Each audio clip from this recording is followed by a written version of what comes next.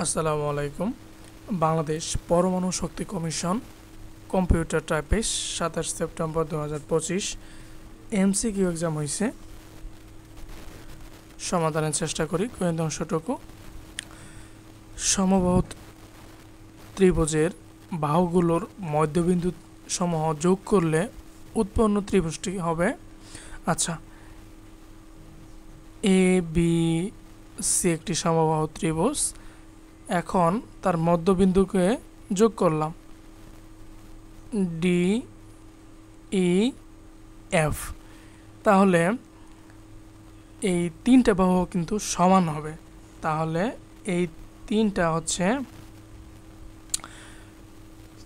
সমবাহু ত্রিভুজ উৎপন্ন হবে।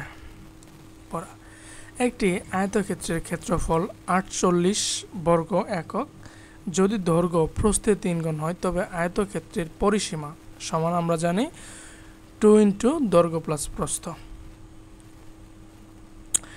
আয়তক্ষেত্রের ক্ষেত্রফল দেওয়া আছে, প্রস্থ ধরে নেই এক্স মিটার, দৈর্ঘ্য হবে 3x, তাহলে ক্ষেত্রফল হচ্ছে 3x স্কোয়ার বর্গ একক। শর্ত মতো 3x স্কোয়ার ইকুয়াল 48, আমরা x এর মান পাবো হলো কি 4। তাহলে দৈর্ঘ্য 3 4 12 মিটার, প্রস্থ হচ্ছে কি 4 মিটার। অতএব পরিসীমা সমান 2 ইন্টু দৈর্ঘ্য প্লাস প্রস্থ, 12 প্লাস 4 হচ্ছে 16, 16 2 হচ্ছে 32 একক। মানে যেহেতু এখানে এককটা দেওয়া নাই মিটার বা সেন্টিমিটার, তাহলে পরিসীমা হচ্ছে কি 32। পরের প্রশ্নে আসি। তিনটি ক্রমিক সংখ্যার যোগফল 33 হলে তাদের গুণফল কত হবে? ধরি প্রথম সংখ্যা x, দ্বিতীয় সংখ্যা x প্লাস 1, তৃতীয় সংখ্যা হচ্ছে কি x প্লাস 2। আবার যদি বলতে হচ্ছে তিনটি বিজোড় সংখ্যার যোগফল হচ্ছে 33, তাহলে লিখতাম কি প্রথম সংখ্যা x, দ্বিতীয় সংখ্যা হচ্ছে কি x প্লাস 2 হতো, কারণ বিজোড় সংখ্যা পার্থক্য হচ্ছে 2 করে, 1 3 5 7 বা যে কোনো সংখ্যা বিজোড় হলে তাদের পার্থক্য হচ্ছে 3। তাহলে শর্ত মতে x plus x plus 2 equal হচ্ছে 33, তাহলে 3x প্লাস 3 ইকুয়াল হলো 33। x এর মান পেয়ে যাবো আমরা 10। তাহলে x মানে কি প্রথম সংখ্যা 10, এর সাথে 1 যোগ করলে 11, এর সাথে 2 যোগ করলে হচ্ছে 12, তিনটা সংখ্যা গুণ করলে হচ্ছে 1320 হয়ে যায়। পিতা ও পুত্রের বয়সের সমষ্টি দেওয়া আছে 60 বছর এবং তাদের বয়সের অনুপাত 7:3। 12 বছর আগে তাদের বয়সের অনুপাত কত ছিল? সমষ্টি দেওয়া আছে 60 বছর এবং অনুপাত দেওয়া আছে 7:3। তাহলে ধরে নেই যে পিতার বয়স 7x ও পুত্রের বয়স হচ্ছে কি 3x। এই 7x প্লাস 3x হচ্ছে কত বছর? 60 বছর। তাহলে x এর মান বের হয়ে যাবে 6 বছর। তাহলে বর্তমানে পিতার বয়স হচ্ছে কি 6 7 42 বছর, পুত্রের হচ্ছে 18 বছর। 12 বছর পূর্বে পিতার বয়স হবে 42 মাইনাস 12 সমান 30 বছর এবং পুত্রের বয়স হয়ে যাবে 18 থেকে 12 বাদ দিলে হচ্ছে 6 বছর এবং অনুপাতটা হচ্ছে 30 ডিভাইডেড বাই 6 ইকুয়াল হচ্ছে 5 ডিভাইডেড বাই 1। তাহলে 5:1 হচ্ছে কি 12 বছর আগে তাদের বয়সের অনুপাত। আচ্ছা, একটি সংখ্যা 301 থেকে যত বড় 381 থেকে তত ছোট, সংখ্যাটি কত? শর্টকাটটা হচ্ছে যত বড় প্লাস কি তত ছোট। যত বড় মানে কি 301 থেকে যত বড়, প্লাস ছোট হচ্ছে 381 থেকে ছোট। তাহলে 301 প্লাস 381 সমান হচ্ছে কি 682 ডিভাইডেড বাই 2। 6 রে 2 দ্বারা ভাগ করে 3, 8 কে 4, 2 কে 1, 341 হচ্ছে কি সংখ্যাটি। আচ্ছা, কোন ত্রিভুজের 3টি বাহুকে বর্ধিত করলে, আচ্ছা এই হলো একটা ত্রিভুজ, এ বি সি একটা ত্রিভুজ। এখন 3টে বাহুকে বর্ধিত করতে হবে, তাহলে সি বাহুকে বর্ধিত করি। আচ্ছা, এটা আমরা কিভাবে করলাম? এটা হচ্ছে বিসি বাহুকে বিসি ডি পর্যন্ত বর্ধিত করলাম, আবার সিবি বাহুকে ই পর্যন্ত বর্ধিত করলাম এবং বিএ বাহুকে আমরা এফ পর্যন্ত বর্ধিত করলাম। এখন এই এই ত্রিভুজের সমষ্টি কত 180 ডিগ্রি, অর্থাৎ প্রত্যেকটা কোণ হচ্ছে কত ডিগ্রি 60 ডিগ্রি করে প্রত্যেকটা কোণ। এখন 60 ডিগ্রি কোণ তার বহিস্থ কোণ কত হবে? এর বহিস্থ কোণ হচ্ছে কি এই যে এটার দ্বিগুণ, এই কোণ কত দেওয়া আছে 60 ডিগ্রি, দ্বিগুণ হচ্ছে কি এই যে ACD কোণের মান হবে 120 ডিগ্রি দ্বিগুণ। আবার CAF এর মান কত হবে 120 ডিগ্রি। তারপরে EBA বা ABE কোণের মান হবে হলো 120 ডিগ্রি। তাহলে 3 গুণন 120, 3 শূন্য শূন্য, 3 2 6, 3 1 3,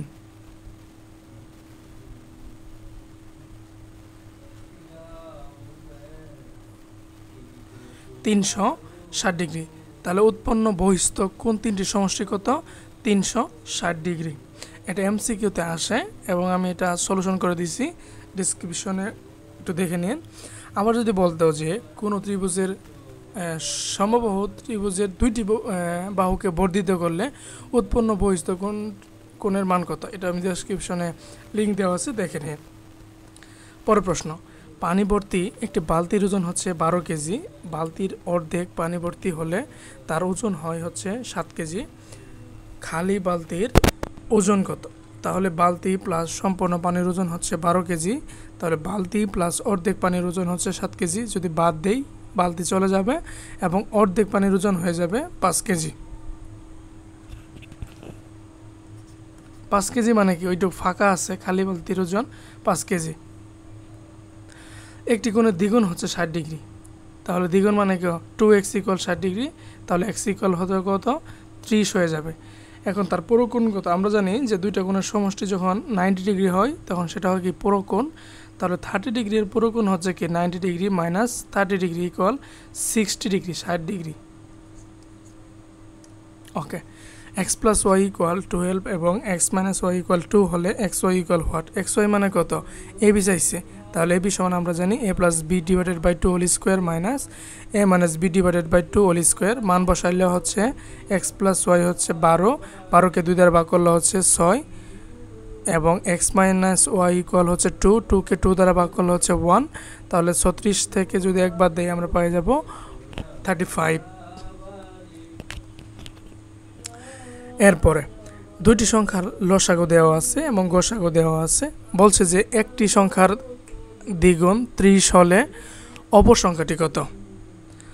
তাহলে অপর সংখ্যাটি সমান লসাগু গুণন গসাগু ডিভাইডেড বাই হচ্ছে কি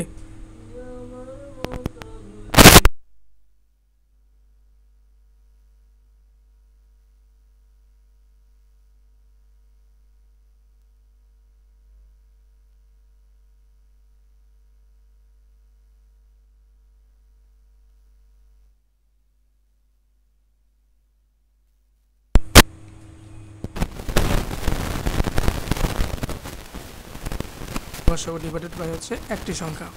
তাহলে আমার বলে দিচ্ছে একটি সংখ্যার দ্বিগুণ, তাহলে কি 2x। একটি সংখ্যা কত? x এর দ্বিগুণ হচ্ছে কত 2x। 2x = 30 হলে x = কত হয়ে যাবে 15। তাহলে একটি সংখ্যা পেয়ে গেলাম আমরা 15। তাহলে বসা দিলে হচ্ছে 5 15তে হচ্ছে 75, 5 5 হচ্ছে 25। অ্যান্সার হয়ে গেল 25। পরের প্রশ্নে আসি, একটি সংখ্যার অর্ধেক তার 1/3 চেয়ে 17 বেশি, সংখ্যাটি কত? তাহলে ধরি সংখ্যাটি সমান হচ্ছে 17। এখন সংখ্যার অর্ধেক সমান হচ্ছে কি x/2 এবং 1/3 হচ্ছে কি x/3 চেয়ে হচ্ছে 17 বেশি, তাহলে x/2।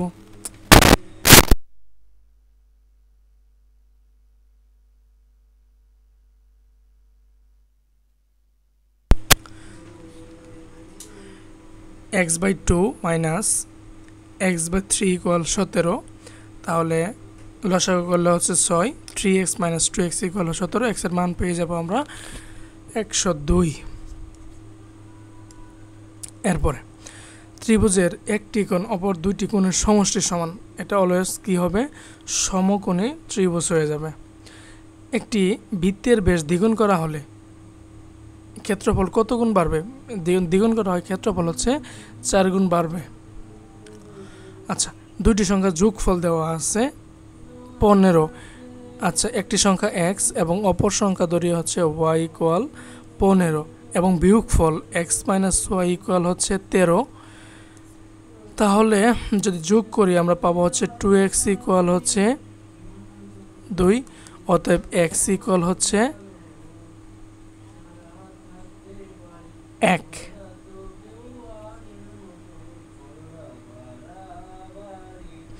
অতএব একটা সংখ্যা হলো 1।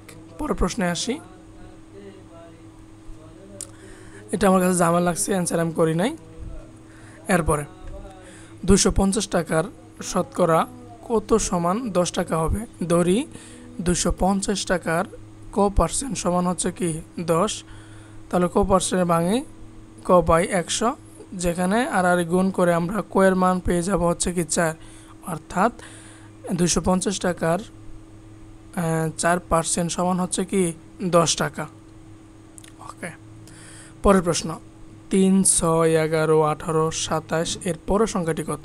তাহলে দেখি দ্বিতীয় সংখ্যার পার্থক্য, প্রথম সংখ্যা থেকে দ্বিতীয় সংখ্যার পার্থক্য হচ্ছে 3, দ্বিতীয় সংখ্যা থেকে তৃতীয় সংখ্যার পার্থক্য হচ্ছে 5, অর্থাৎ 2 করে বাড়তেছে। তাহলে 3, 5, 7, 9, 11 হয়ে যাবে। 27 + 11 সমান হচ্ছে 38। আচ্ছা, 100 × y পাওয়ার 0। আচ্ছা, y পাওয়ার 0 মানে কত? আমরা পরে আসছি যে a পাওয়ার 0 ইকুয়াল 1। তাহলে 100কে 1 দ্বারা গুণ করলে হবে 100।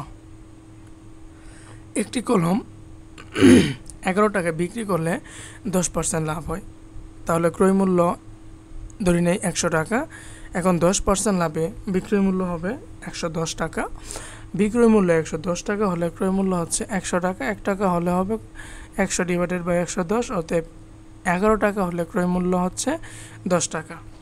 উত্তর হয়ে গেল 10 টাকা। এ পর্যন্তই ছিল।